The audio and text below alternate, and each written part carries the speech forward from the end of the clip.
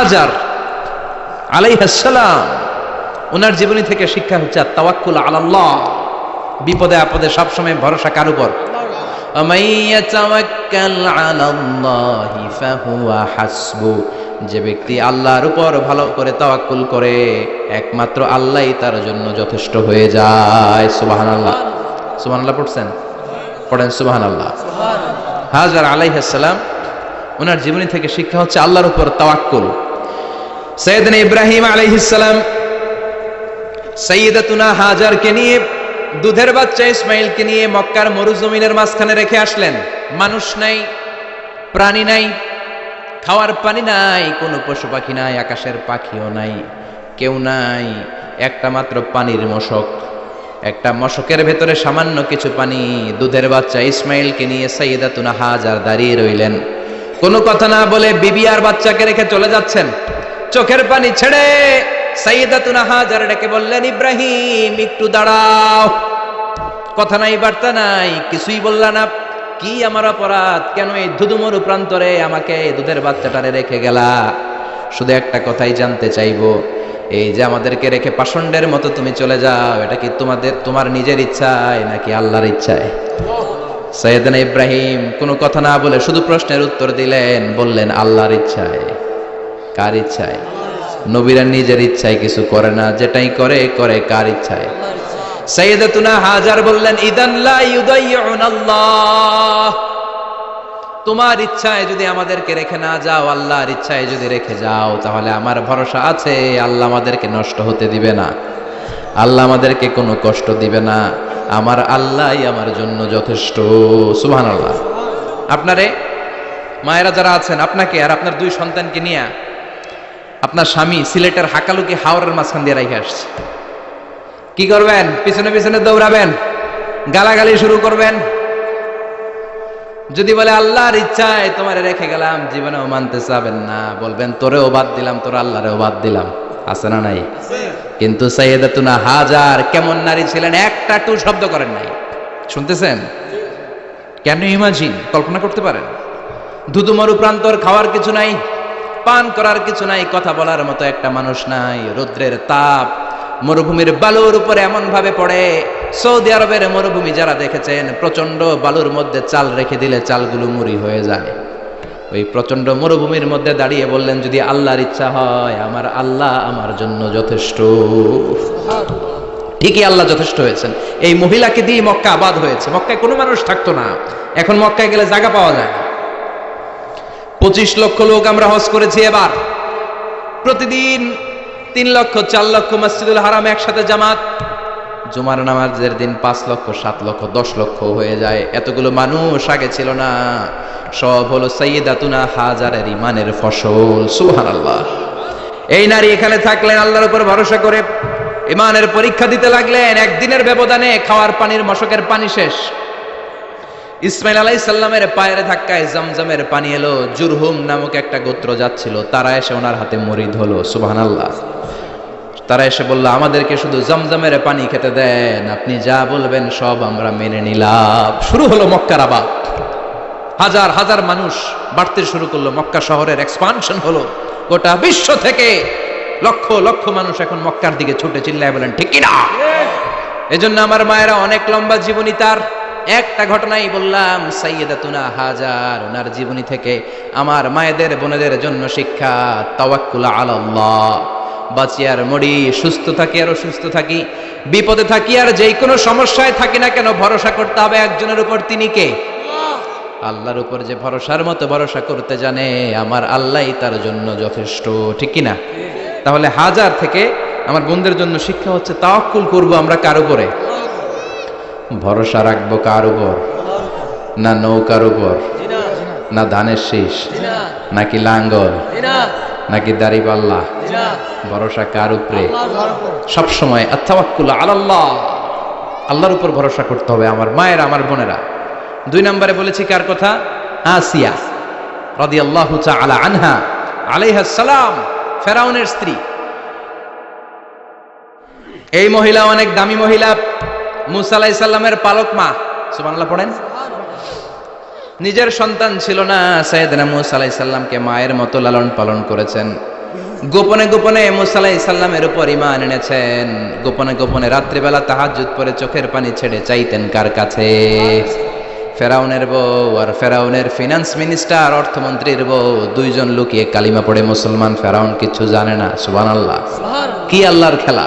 ফেরাউন লক্ষ লক্ষ বনি ইসরাইলের ছোট্ট বাচ্চাকে জবাই করেছে একটা বাচ্চাকে ঠেকানোর জন্য, নাম কি? মুসা। আর ফেরাউনের ঘরে আল্লাহ মুসাকে বড় করলেন। কোন সুবহানাল্লাহ! লুকিয়ে লুকিয়ে ঈমান আনলো। ফেরাউনের বউ আসিয়া, অর্থমন্ত্রীর বউ, দুইজন মিলে ফেরাউনের কাছে ঘটনা পৌঁছে গেল, খবর পৌঁছে গেল। ফেরাউন ডেকে পাঠালো দুধের বাচ্চাকে নিয়ে। ফেরাউনের অর্থমন্ত্রীর বউ হাজির, কুখ্যাত সন্ত্রাসী ফেরাউনের নিজের বউ আসিয়াও হাজির। ফেরাউন বলে, এক আল্লাহর উপর কুফরির ঘোষণা দে, আল্লাহকে বলে যা, আমার পায়ের সামনে সেজদা দে, আমি মাফ করে দেব। আসিয়ার এক কথা, জীবন যাবে কিন্তু ঈমান যাবে। ফেরাউনের অর্থমন্ত্রীর স্ত্রীরও এক কথা, যে আল্লাহর কাছে আমরা মাথা নত করেছি, পৃথিবীর কোন শক্তির কাছে ওই মাথা আর নত হতে পারে না। ফেরাউন বলল, তাই নাকি? দেখি তোদের ঈমানের পাওয়ার কত বড়। অর্ডার করলো, বিশাল বড় পাতিল নিয়ে আসো, কড়াই নিয়ে আসো, কড়াই ভর্তি তেল গরম করতে শুরু করো। টকবক টকবক করে কড়াইয়ের মধ্যে গরম তেল। ফেরাউন বলে, ও অর্থমন্ত্রীর স্ত্রী, তোমারে অনেক ভালো জানতাম, এখনই আমার পায়ের সামনে সেজদায় লুটিয়ে পড়ো, আল্লাহরে ছাড়ো, আমি তোরে ছেড়ে দেব। অর্থমন্ত্রীর বউ বলে, এত সোজা না। সুবহানাল্লাহ বলে। কি ঈমান?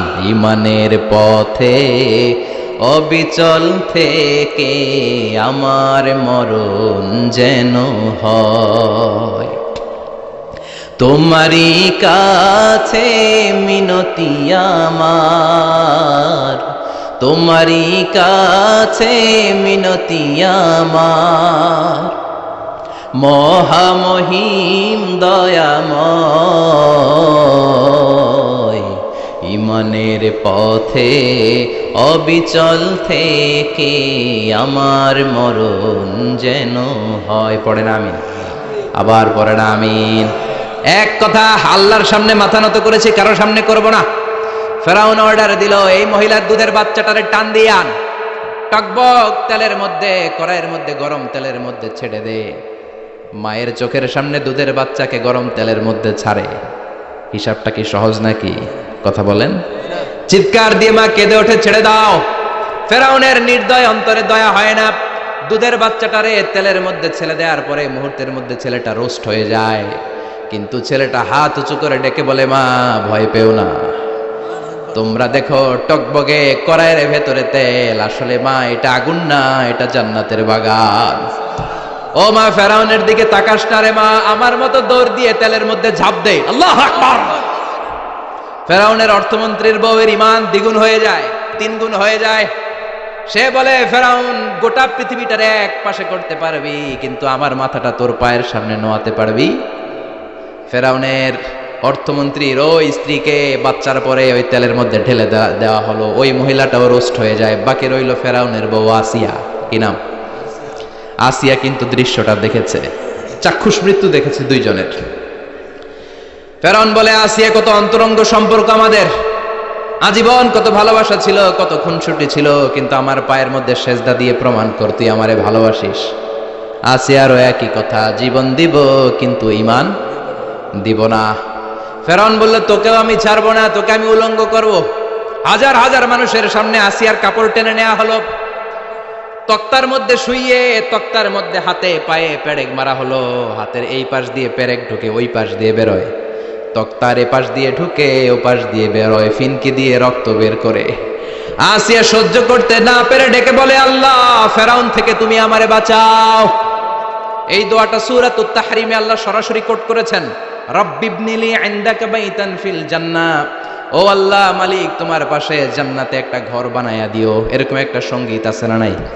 এই সঙ্গীতটা সরাসরি সূরাতুত তাহরিম আসিয়ার দোয়া থেকে কোট করা হয়েছে। পড়েন সুবহানাল্লাহ।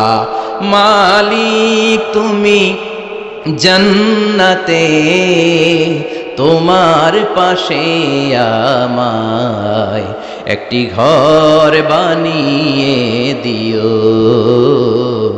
একটি ঘর বানিয়ে দিও সে বিভীষিকাময় মহাদিনে, তোমার প্রতিবেশী করে নিও মালিক তুমি জান্নাতে, তোমার পাশে আমায় একটি ঘর বানিয়ে দিও, একটি ঘর বানিয়ে দিও। আল্লাহু আকবার। সেই 5000 বছর আগের দোয়া আজও আমরা তাফসীর মাহফিলে গান বানিয়ে বলি। 5000 বছর আগের কথা আজও আমরা কোরআনের আয়াত হিসেবে পড়ি। আল্লাহু আকবার। কি মাকবুল হয়েছেন মহিলাটা আল্লাহর দরবারে। আল্লাহরে বললেন, আল্লাহ শুধু তোমার ইবাদতের কারণে আজকে আমার এমন দশা উলঙ্গ হওয়া লাগলো, আমার হাতে পায়ে পেরেক ঠোকা হলো, আল্লাহ এখন গরম তেলের মধ্যে ছেড়ে দেয়া হবে, তুমি বাঁচাও। আল্লাহ বললেন, জিব্রাইল আমার জান্নাতটারে আসিয়ার চোখের সামনে তুলে ধর। আমার আসিয়া দুনিয়ার বুকে থেকে এই জান্নাত দেখে দেখে আমার মেহমান হয়ে আমার কাছে আসবে। আসিয়াকেও গরম তেলের মধ্যে ফেলে দেয়া হলো।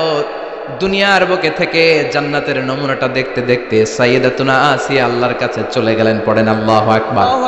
এজন্য ঈমানের পথে অবিচল থেকে আমার মরণ যেন হয়। পড়েন আমিন। আমিন। তাহলে আসিয়ার জীবনী থেকে আমার মায়েদের জন্য শিক্ষা হলো, ঈমান ছাড়া যাবে না, বেঈমান হয়ে মরা যাবে না, মাজারে গিয়ে মুশরিকাদের কাতারে নাম তোলা যাবে। ওই মায়েরা ঈমান কেমন করে রক্ষা করবেন? ঈমান কত বড় দামি জিনিস, ঈমান একজন নারীর মর্যাদা আল্লাহর কাছে কত বাড়িয়ে তোলে। আসিয়ার জীবনে এই শিক্ষাটা আছে না নাই? কথা কন, বোঝা যায়? বোঝা যায়। তাহলে প্রথমে জানলাম কার কথা? হাজারের কথা। হাজারার জীবনী থেকে শিক্ষা ছিল তাওয়াক্কুল করতে হবে একজনের উপর, তিনি কে? আল্লাহ। আসিয়ার জীবনী থেকে আমরা কি শিখলাম? ঈমান রক্ষা করতে হবে। জীবন যাবে, ঈমান যাবে, জীবন যাবে, ঈমান যাবে। 3 নম্বরে মারিয়াম আলাইহিস সালাম, আজীব একটা মহিলা, স্বামী ছাড়া তার পেটের ভেতরে সন্তান দিয়েছে কে? আবার ওনার নামে কোরআনে একটা সূরা দিয়েছে কে? কি নাম? সূরাতু মারিয়াম। কাফ হা ইয়া আইন সাদ, যিকরু রাহমাতি রাব্বিকা আবদাহু জাকারিয়া। আল্লাহু আকবার। কি সুন্দর সূরা, কি অন্তমিল, কি চমৎকার ঘটনার বর্ণনা। উনার নামেও সূরা, উনার ফ্যামিলির নামেও সূরা। উনার আব্বার নাম ইমরান, মায়ের নাম হান্না বিনতে ফাখুজ। উনাদের ফ্যামিলিটা আল্লাহর কাছে এত প্রিয়, আল্লাহর একটা সূরা দিলেন ইমরানের পরিবারের সূরা। কোন সুবহানাল্লাহ। কোরআনের 3 নাম্বার সূরা, সূরাতু আলে ইমরান। কি নাম? সূরাতু। আবার কোরআনে আল্লাহ ওনাকে বলেছেন সিদ্দিকা, মানে সত্যবাদী নারী। আবার আল্লাহ বলেছেন ওয়ালাইসা যাকারু কাল উনসা, এটা এমন মেয়ে কোন পুরুষ এই মেয়ের মতো হতে পারে? ওনার মা হান্না বললেন, আল্লাহ আমার পেটে ছেলে না মেয়ে আমি জানি না। যখন মারিয়াম পেটে, আল্লাহ ছেলে হোক মেয়ে হোক বাইতুল মুকাদ্দাসের খাদেম হিসেবে তুমি কবুল করে নাও। আমার পেটে যা আছে তোমার জন্য মানত করে দিলাম। কিন্তু ভূমিষ্ঠ করার পরে দেখে মাইয়া, ভূমিষ্ঠ করার পরে দেখে কি? মেয়ে। ভাবছিল ছেলে, ছেলে হইলে খাদেম হবে, এখন মেয়ে। আল্লাহ বলে চিন্তা করো না, সাধারণ মেয়ে না। ওয়ালাইসা যাকারু কাল উনসা, এটা এমন মেয়ে কোন ছেলেরাও এই মেয়ের মতো হতে পারে। এই মেয়েকে দিয়ে দেওয়া হলো। বাইতুল মাকদাস, one of the major 3 mosques in Islam, ইসলামের সর্বশ্রেষ্ঠ 3টা মসজিদের একটা। এই বাইতুল মুকাদ্দাসের খাদেমা ছিল উনি। মসজিদ ক্লিন করতো আর ইবাদত করতো, ইবাদতে মশগুল হয়ে থাকতো, পাগল পাড়া হয়ে থাকতো, চক্ষু বন্ধ করে আল্লাহর কথা স্মরণ করত। মর্যাদা আল্লাহ তো বাড়িয়ে দিলেন, আনসিজনাল যত জান্নাতি ফল সব সামনে এসে হাজির হয়ে যেত। ওনার খালু জাকারিয়া এসে বলতেন, আন্না লাকে হাদা, ও মারিয়াম এই ফল তো এই সিজনে ফিলিস্তিনে নাই, পাইলা কই? তিনি বলতেন, হুয়া মিন ইনদিল্লাহ, রব্বুল আলামিন জান্নাত থেকে ফলের ব্যবস্থা করেছে। কোরআন সাক্ষী, আন্না লাকে হাদা, কোত্থেকে এই ফ্রুট পাইলা? আনসিজনাল, এটা তো এখানে নাই। উনি বললেন, হুয়া মিন ইনদিল্লাহ, ইন্নাল্লাহ ইয়ারযুকু মান ইয়াশাউ বিগাইরি হিসাব, আল্লাহ এরকম যারে চায় বিগাইরি হিসাব রিজিক দিয়ে থাকে। সুবহানাল্লাহ বলেন। সব সময় আল্লাহর ইবাদত, সব সময় তাহাজ্জুদ, সব সময় জিকির করতেন, লা ইলাহা লা ইলাহা ইল্লাল্লাহু মুহাম্মাদুর রাসূলুল্লাহ। ওনার পুরো জীবনের কোনো মুহূর্ত আল্লাহর জিকির থেকে খালি যায় নাই, সব সময় ইবাদতে মশগুল, সব সময় কি? তার মানে মারিয়ামের জীবনী থেকে আমাদের শিক্ষা, আমার মায়েরা বোনেরা ইবাদতে মশগুল থাকতে হবে। কিন্তু দুর্ভাগ্যজনক হলেও সত্যি, আমার বোনেরা জি বাংলা নিয়ে মশগুল থাকে। ওনারা মশগুল থাকে ঠিকই, তবে ইবাদত নিয়ে না। কি নিয়ে? কথা কন। জি বাংলা কি এখনো দেশে চলে? স্টার জলসা এগুলো চলে, কিরণমালা, এই সিরিয়ালগুলো চলে। নতুন সিরিয়াল আসছে, নাম কত কয়েকটা, ওয়াজ মাহফিলে বলা লাগবে আমাদের। কি নাম, কি চলে এখন জানো না তুমি? সর্বনাশ, পাগলের মতো মহিলাগুলো বসে থাকে, রাতে দেখতে না পারলে সকালে কাজা কাফার আদায় করে। আছে না নাই? কাজা আদায় করে ফেলে সকালে। খবরদার, জি বাংলা, স্টার জলসা, হিন্দি মুভি নিয়ে মশগুল থাকা যাবে না আমার বোনেরা। আপনিই পারেন আপনার ফ্যামিলিটারে জান্নাতে ফ্যামিলি বানাতে, আপনিই পারেন পরিবারটারে শান্তিময় করতে। নারী ভালো তো পরিবার ভালো। এজন্য মারিয়াম আলাইহিস সালামের জীবনী থেকে আমার বোনদের জন্য শিক্ষা, ঘরের সব কাজ শেষে অবসর যেই সময়টা পাবো ইবাদতে মশগুল হয়ে যাব, ঠিক কিনা? ইবাদতে মশগুল থাকার দরকার আছে না নাই? তাহলে মারিয়ামের মতো আপনাদের মর্যাদাও বাড়িয়ে দিবে কে? কয়জনের জীবনী গেল, আর বাকি কয়জন শুনবেন? কষ্ট হচ্ছে? এরপরে বিশ্বনবীর প্রথম বউ খাদিজা। কি সুন্দর নাম, খাদিজা বললে ভালো লাগে না? প্রথম নারী যিনি কালিমা পড়ে ইসলাম ধর্ম গ্রহণ করেছেন, আমাদের আম্মা জান। বিশ্বনবীর প্রথম বউ, 25 বছর বিশ্বনবীর সাথে সংসার করেছেন, 3 বছর বিশ্বনবীর সাথে জেল খেটেছেন, শিয়াবে আবি তালেবে। কেমন বউ? জামাইও জেলখানায়, বউ জেলখানায়। বিশ্বনবীর সবগুলো বাচ্চা সন্তান, ছেলে মেয়ে এই মহিলার গর্ভ থেকে এসেছে, একজন ছাড়া, ইব্রাহিম। ইব্রাহিম বিশ্বনবীর আরেক বউ মারিয়ার গর্ভে এসেছে, বাকি সব খাদিজার গর্ভে। যে আমরা ফাতেমা, বিশ্বনবীর কন্যার নাম কি? ফাতেমার মায়ের নাম কি? খাদিজা। সুবহানাল্লাহ। ফাতেমা, রুকাইয়া, উম্মে কুলসুম, জায়নাব, এই 4 জনের মাই খাদিজা। আবার আব্দুল্লাহ, কাসেম, এদের মায়ের নামও খাদিজা। বিশ্বনবীর সব সন্তান এসেছে খাদিজার পেট থেকে। বরকত বেশি না কম? বিশ্বনবী ভয় পেলে খাদিজার কাছে গেলে ভয় কেটে যেত, সাহস যোগাতেন, শেল্টার দিতেন, ছাতার মতো মাথার উপরে দাঁড়িয়ে থাকতেন। আল্লাহু আকবার। বিশ্বনবী বলতেন, রুজিক তো হুব্বাহা, খাদিজার ভালোবাসা আমার অন্তরে আল্লাহ রিজিক হিসেবে দিয়েছে। আবার বিশ্বনবী বলতেন, আল্লাহ যেই কিয়ামতের দিন বন্ধু বন্ধুরে চিনবে না, ভাই ভাইরে চিনবে না, কেউ কাউরে চিনবে না, ওই কঠিন দিনে আমি আমার খাদিজারে যেন ভুলে না যাই, আমার খাদিজারে যেন দেখা মাত্রই চিনতে পারি এটা আমার খাদিজা। খাদিজাকে নিয়ে মা আয়েশা একদিন একটা কটু কথা বলেছিল। ও নবী, কবে আপনার এই বুড়ি মহিলা, বুড়ি বউ খাদিজা ইন্তেকাল করেছে, তারপরে কত সুন্দরী সুন্দরী বউ আমরা এসেছি, আমগরে ভালো লাগে না? খালি বুড়ির কথা কন কেন? খালি বুড়ির কথা স্মরণ করেন। আমরা আছি, আমাদের দিকে তাকান, আমরা কত সুন্দরী, আমরা কত ভালো। বিশ্বনবী রেগে গেলেন, মা আয়েশাকে এইভাবে ধরলেন। জীবনে কোনোদিন কোনো স্ত্রীর গায়ে হাত তোলে নাই, শুধু ওই দিন মা আয়েশাকে এইভাবে ধরেছিলেন আর বলেছিলেন, আয়েশা খবরদার, জীবনে এই কথা বলবা না। আমার খাদিজা আমার বিপদের দিনের সঙ্গিনী, তোমরা আমার সুখের দিনের সঙ্গিনী। তোমরা কেউ আমার সাথে জেল খাটো নাই, খাদিজা আমার সাথে জেল খেটেছে 3 বছর। কয় বছর? খাদিজা যখন ইন্তেকাল করলো, বিশ্বনবী কবর দিলেন, দোয়া করলেন আর কাঁদলেন। সাহাবারা দোয়া শেষে চলে যায়। আবু বকর বললেন, নবী কবর দেয়া হলো, খাদিজাকে দোয়া করা হলো, এবার চলেন। বিশ্বনবী তবুও যান না। বিশ্বনবী বললেন, আবু বকর তোমার মনে চাই তুমি ঘরে ফিরে যাও, আমি যাব না, আমি দাঁড়িয়ে থাকবো। খাদিজার কবরের 3টা প্রশ্নের জবাব আমি বিশ্বনবী দিয়ে তারপরে ঘরে ফিরে যাব। সাইয়েদনা জিবরাইল এসে বললেন, নবী আর কান্না করবেন না, আর দাঁড়িয়ে থাকবেন না, আর বায়না ধরবেন না, বন্ধুর সাথে চলে যান। খাদিজার কবরের 3টা প্রশ্নের জবাব নিয়ে আপনার টেনশনের দরকার নাই। টেনশন কার? আপনি তাড়াতাড়ি চলে যান। আপনার স্ত্রী খাদিজা যদি কবরের 3টা প্রশ্নের জবাব দিতে কোনো ভুল করে ফেলে, আরশের উপর থেকে আল্লাহ নিজেই জবাব দিয়ে দিবে। আল্লাহু আকবার। কি মহিলা ছিল! বিশ্বনবীকে সবসময় আগলে রেখেছে, শেল্টার দিয়েছে, প্রতিভক্ত ছিল। খাবার নিয়ে বিশ্বনবীর জন্য এদিক সেদিক যেতেন, বিশ্বনবী না আসলে খেতেন না। বিশ্বনবীকে কলিজার চাইতো বেশি ভালোবাসতো, পতি যা বলবে তাই শুনতো। ও মায়েরা, খাদিজাতুল কুবরার জীবনী থেকে আপনাদের জন্য শিক্ষা হলো পতিভক্তি। কি ভক্তি? এখন পতিভক্তি নাই, আমরা করি নারী ভক্তি।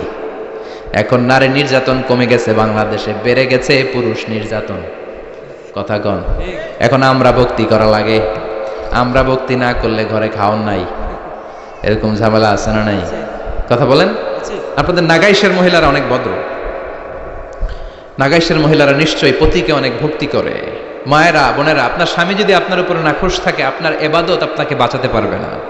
বিশ্বনবী ফাতেমাকে বললেন, ফাতেমা তুমি বিশ্বনবীর মেয়ে হতে পারো, কিন্তু আলী যদি তোমার উপরে নাখোশ থাকে তোমার সব শেষ, সব শেষ। আবার বিশ্বনবী বললেন, আমি যদি এক আল্লাহ ছাড়া কারো সামনে মাথাটা নত করার বিধান দিতাম, এক আল্লাহ ছাড়া যদি কাউকে সেজদা করতে আমি বলতাম, আমি দুনিয়ার সব নারীদের বলতাম স্বামীর পায়ে সেজদা দিয়ে পড়ে থাকো। কি সম্মান আল্লাহ দিলেন স্বামীকে।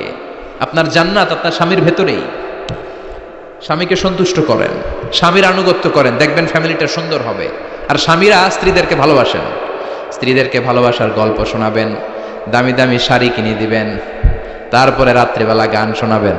আধরাতে যদি ঘুম ভেঙে যায়, মনে পড়ে মোরে প্রিয়, চাঁদ হয়ে রব আকাশের গায়ে, বাতায়ন খুলে দিও। এই গানগুলো শুধু বউয়ের গান, শালীর গান না, বাবির জন্য না, চাচাতো বোনের জন্য না। উল্টাপাল্টা জায়গায় করলে গুনাহ আছে না নাই? স্ত্রীর সাথে প্রেম নিবেদন করেন, ভালোবাসা নিবেদন করেন, সংসারটারে শান্তিপূর্ণ করে দিবে কে? তার মানে খাদিজাতুল কুবরার জীবনে থেকে শিক্ষা কি? ভুলে গেছি।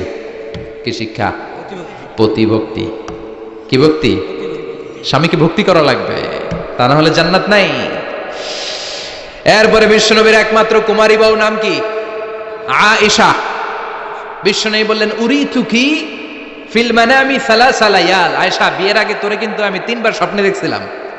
সুবহানাল্লাহ কইবেন না? বড্ড খুশি হয়ে গেলেন আয়েশা।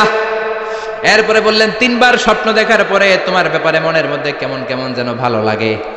তারপরে একটা ছোট্ট কাগজের মধ্যে, জান্নাতি কাগজ, রেশমি কাপড়ের মধ্যে তোমার চেহারাটা এনে জিব্রাইল বললেন, দেখেন নবী কেমন লাগে? আমি কইলাম ভালো লাগে। কার মেয়ে? আপনার বন্ধু আবু বকরের মেয়ে, বিয়ে করবেন নাকি? বিশ্বনবী বললেন, ও জিব্রাইল, তুমি যদি ঘটক হও, আল্লাহ যদি হয় কাজী, আমি মুহাম্মদ বিয়েতে রাজি। সুবহানাল্লাহ পড়েন। বিয়ে হয়ে গেল, কিন্তু ঘরে দামি ফার্নিচার নাই, টাকা পয়সাও তেমন নাই, কিন্তু আছে খালি সুখ। আছে কি?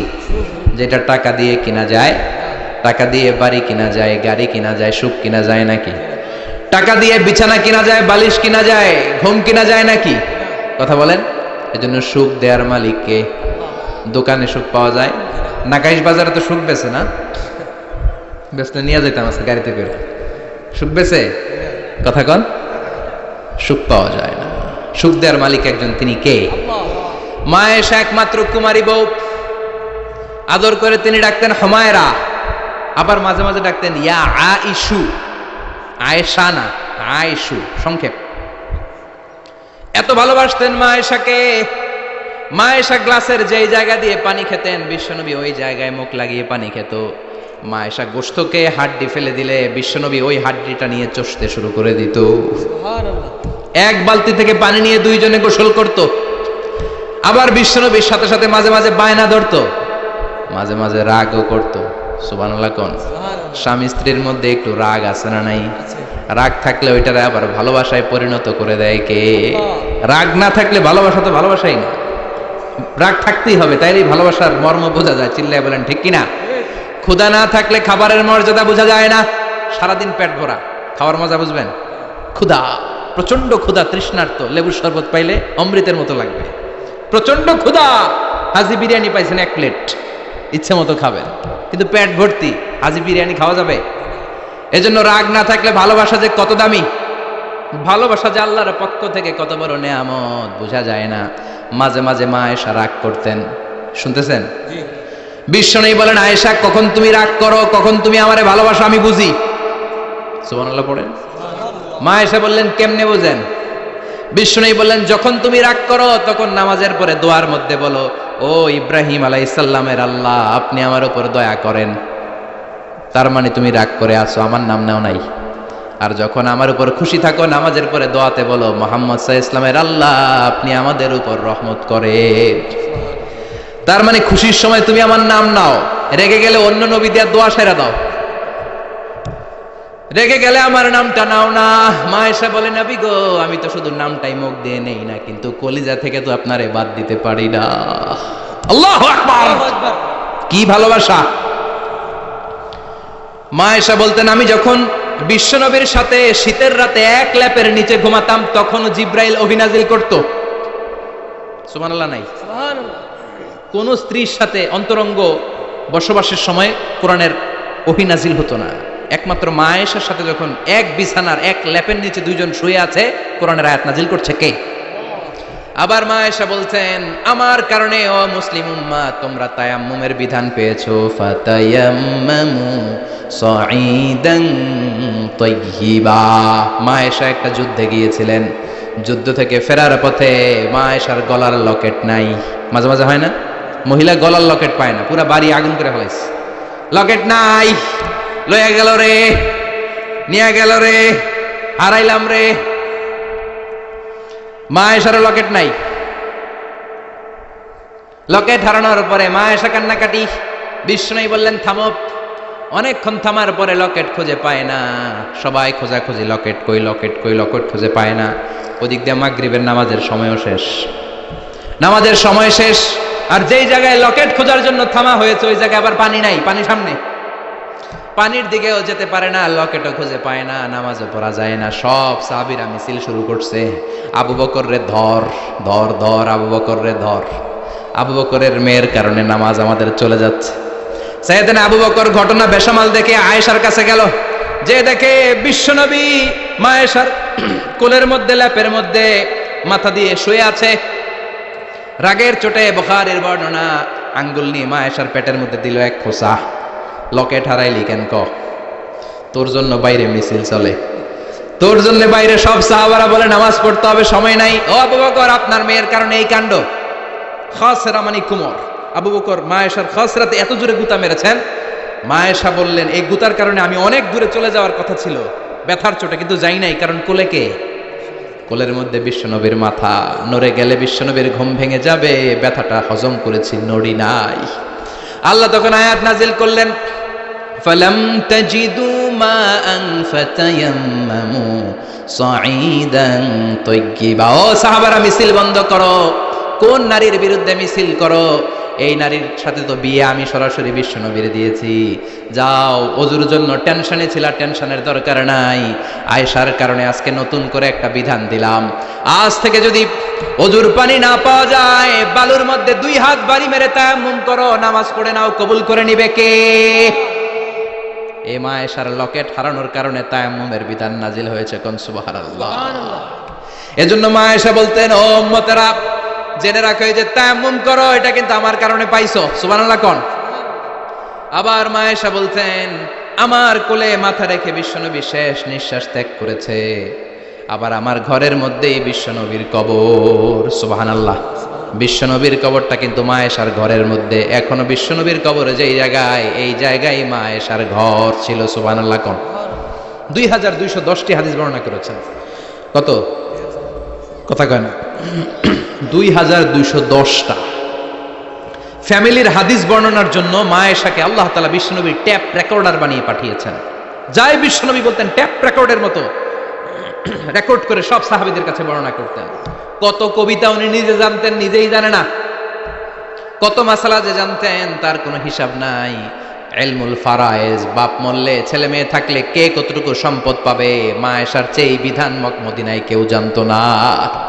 বিশ্বনবীর ইন্তেকালের পরে সাহাবাদের মধ্যে কোনো মাসালা নিয়ে কনফিউশন হলে সব সাহাবারা আম্মা জান আয়েশার কাছে এসে সলিউশন নিয়ে যেতেন। সুবহানাল্লাহ কোন?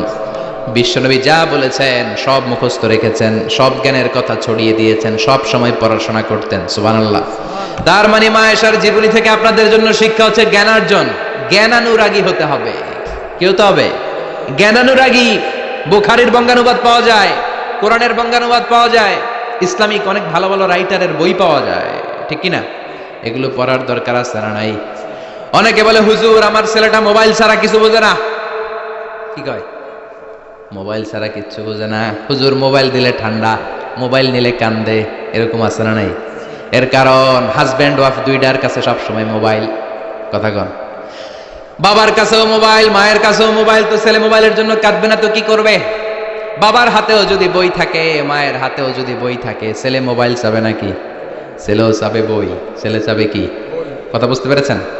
এজন্য জ্ঞান অনুরাগী হতে হবে মা আয়েশার মতো। মা আয়েশা 2210টা হাদিস মুখস্থ করেছে, আপনি কয়টা করছেন? উনি পারলে আপনি পারবেন না কেন? মায়েরা শুনতেছেন তো? আশা করি আপনারা শুনতেছেন। তাহলে মা আয়েশার জীবনে থেকে আমরা শিক্ষা পেলাম জ্ঞান চর্চা করতে হবে। সর্বশেষ কোন নারী? কথা কন। ফাতিমা রাদিয়াল্লাহু তাআলা আনহা, বিশ্বনবীর কলিজার টুকরা। চাচাতো ভাই আলীর সাথে বিয়ে হলো। আলী যখন প্রস্তাব দিল ফাতেমার কাছে, যে বলে, ও ফাতেমা রাজি আছো কিনা? চুপচাপ, কথা কয় না। বিশ্বনবী বুঝলেন রাজি, দুইজনকে বিয়ে পড়িয়ে দিলেন। বিয়ে পড়িয়ে দুইজনকে দাঁড় করিয়ে দিয়ে বিশ্বনবী অজু করলেন। অজু করার পরে সামান্য কিছু অজুর পানি ছিল, আলীর মাথার মধ্যে ছিটিয়ে দিলেন, বরকতের পানি।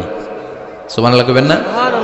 অজু করে সাইয়েদনা আলীর মাথার মধ্যে ছিটিয়ে দিলেন আর দোয়া করে দিলেন, বারাকাল্লাহু লাকুমা ওয়া বারাকা আলাইকুমা ওয়া জামাআ বাইনাকুমা ফি খাইর। আল্লাহ তোমাদের দুইজনকে বরকত দিয়ে দাম্পত্য জীবন শুরু করার তৌফিক দান করুক। আবার দোয়া করলেন, আল্লাহুম্মা বারিক লাহুমা ফি বিনাইহিমা, ওদের সম্পর্কে বরকত দেন। ওয়া নাসালিহিমা শিবলিহিমা, ওদের গর্ভে যে সন্তান আসবে এগুলোর শ্রেষ্ঠ সন্তান বানান। 1 বছরের ব্যবধানে ঘরটাকে আলোকিত করে প্রথম সন্তানের জন্ম হাসান। সুবহানাল্লাহ। হাসান রে বিশ্বনবী এত আদর করেছেন, বিশ্বনবীর কাছ থেকে এত আদর কেউ কোনোদিন পায় নাই। হাসান রে বিশ্বনবী ডাকতেন লুকা। বুখারীর বর্ণনা, শব্দটা কি? লুকা মানে পিচ্ছি। ছোট বাচ্চাদেরকে আপনারা কি কন? আরে পিচ্ছি তো আমি কইছি, আপনারা কি কন? নাগাইশে কি বলেন? বাচ্চা বলেন, বাবু বলেন, আর কিছু কি বলেন? আর আর কিছু নাই। তাহলে এই যে বাবু পিচ্ছি, হ্যাঁ, এই বাবু পিচ্ছি আরবি হচ্ছে লুকা। বিশ্বনবী ফাতেমার ঘরে এসে বলতেন, আইনা লুকা, পিচ্ছিটা কই রে? আমার হাসান কই, আমার নানা ভাই কই? আর বিশ্বনবীর আওয়াজ শুনলে হাসান এসে বিশ্বনবীর